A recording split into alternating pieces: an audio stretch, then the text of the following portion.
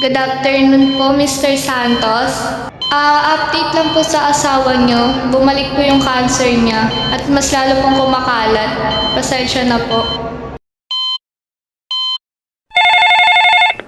Hello anak, umuwi ka. Ang mama mo.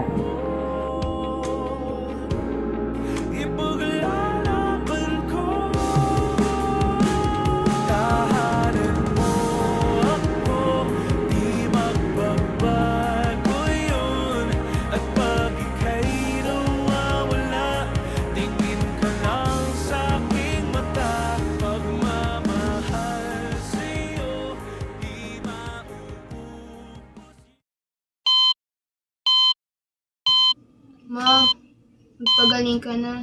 Nandito lang kami.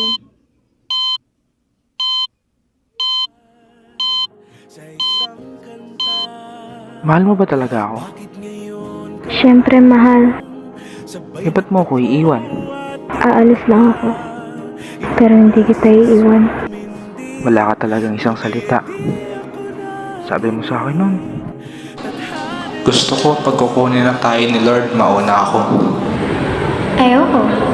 Malulungkot ako. Gusto ko sabay tayo. Pwede ba yun? Oo naman. Mahal naman kita eh. Bakit hindi?